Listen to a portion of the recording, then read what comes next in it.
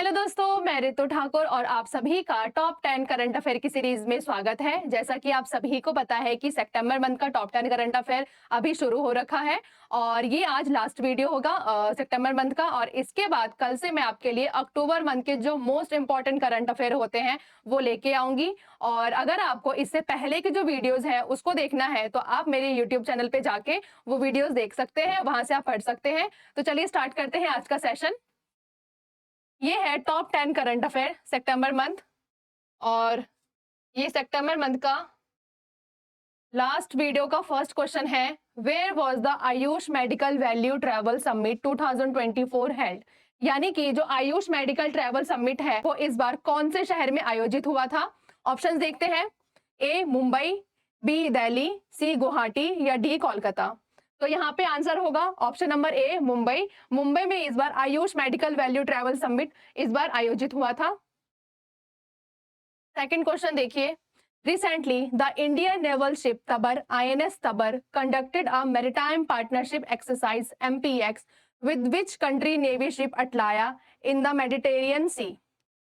यानी कि जो इंडिया है, इंडिया ने किस देश के साथ ये वाली एक्सरसाइज, देखिए ये वाली एमपीएक्स यानी कि मैरीटाइम पार्टनरशिप एक्सरसाइज की, जिसमें इंडिया की तरफ से आईएनएस तबर ने हिस्सा लिया और जो उस देश के शिप ने, अटलाया शिप ने हिस्सा लिया था। तो जो अटलाया शिप है वो कौन से देश से संबंधित है, कौन से देश की नेवल शिप है। ऑप्शन देखिए यहाँ पे, सबसे पहले ए है France, B Russia, C Spain या डी यूके। तो जो अटलाया शिप है वो स्पेन की है, ये आप याद रखना। थर्ड क्वेश्चन है, नेम ऑफ द प्रोजेक्ट मोरनी यानी कि multi modal representation for India to digitize and preserved 120 languages launched by. यानी कि जो प्रोजेक्ट है मोरनी यानी कि multi modal presentation for India, उस जो 125 लैंग्वेज को प्रिजर्व करती है वो किसके द्वारा लॉन्च की गई है। ऑप्शंस देखते हैं। सबसे पहले ऑप्शन ए है Google Deep AI, B Google Deep Language, C Google DeepMind या डी गूगल डीप एजुकेशन। तो यहाँ पे आंसर होगा option number C Google DeepMind. Google DeepMind के द्वारा ये वाला प्रोजेक्ट, मोरनी प्रोजेक्ट, लॉन्च किया गया है। फोर्थ क्वेश्चन देखिए, India and which country announce the signing of a key bilateral pact to partner and cooperate in the field of semiconductor. यानी कि जो सेमीकंडक्टर के फील्ड में इंडिया और किस देश ने एक साथ सिग्नेचर किए हैं, एक साथ पार्टनरशिप की है। ऑप्शंस देखते हैं यहाँ पे। ऑप्शन नंबर ए है स्वीडन, बी स्विट्जरलैंड, सी इटली या डी स्पेन। तो यहाँ पे सेमीकंडक्टर के फील्ड में इंडिया और स्विट्जरलैंड ने पार्टनरशिप की है एक साथ और डील की है। आप ये याद रखना, स्विट्जरलैंड यहाँ पे आंसर होगा।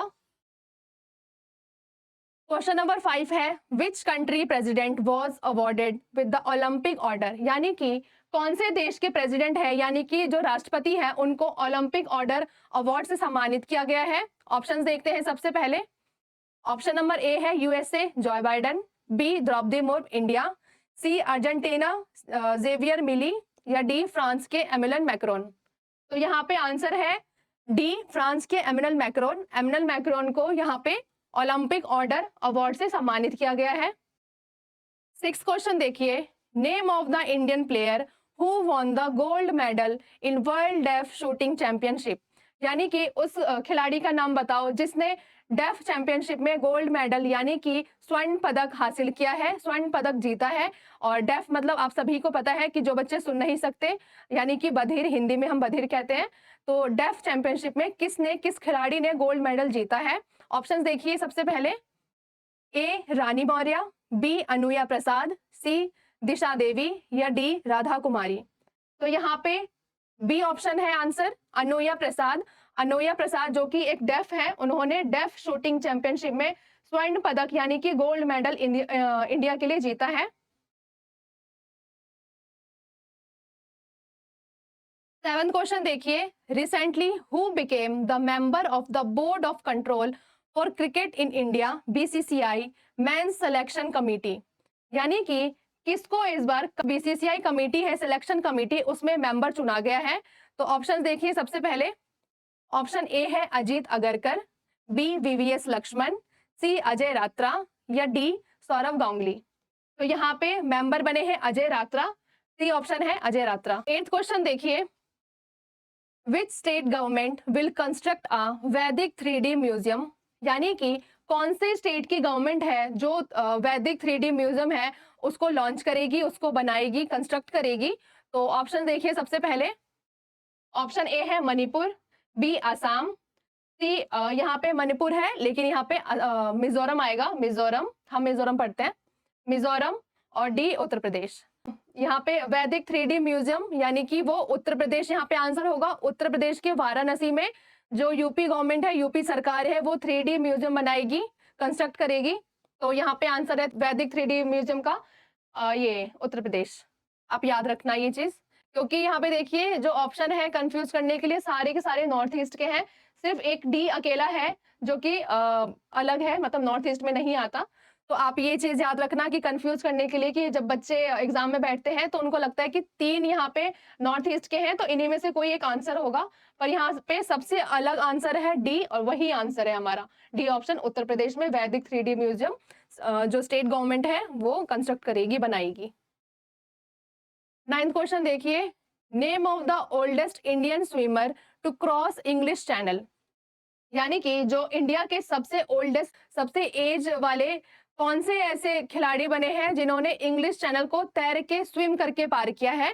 तो ऑप्शन देखिए, सबसे पहले ए है करण सिंह, बी सिद्धार्थ अग्रवाल, सी आर्यन साहा, या डी नीरज सिंह। तो यहाँ पे आंसर होगा option number B, Siddharth Agarwal, यानी कि जो सिद्धार्थ अग्रवाल है वो 49 यानी कि 49 साल के होके उन्होंने इंग्लिश चैनल को तैर के पार किया है और यहाँ पे रिकॉर्ड बनाया है। लास्ट क्वेश्चन है, president of India inaugurates the newly constructed विश्व शांति बुद्धा विहार इन विच स्टेट, यानी कि जो हमारी राष्ट्रपति है द्रौपदी मुर्मू, उन्होंने ये जो है विश्व शांति बुद्धा विहार वो एक स्टेट में है, उसका इनॉग्रेट किया है यानी कि उद्घाटन किया है। तो हमें सिर्फ यही बताना है यहाँ पे कि जो विश्व शांति बुद्धा विहार है वो कौन से राज्य से रिलेट करती है। ऑप्शन देखिए, ए गुजरात, बी पंजाब, सी महाराष्ट्र, या सी डी चंडीगढ़। तो यहाँ पे जो विश्व शांति बुद्धा विहार है वो महाराष्ट्र से संबंधित है, यानी कि महाराष्ट्र राज्य में है, और वहीं पे द्रौपदी मुर्मू ने इसका उद्घाटन किया है, इनॉग्रेट किया है। और ये था लास्ट क्वेश्चन आज की वीडियो का, और इसी के साथ जो सितंबर मंथ के टॉप 10 करंट अफेयर की सीरीज है वो खत्म होती है।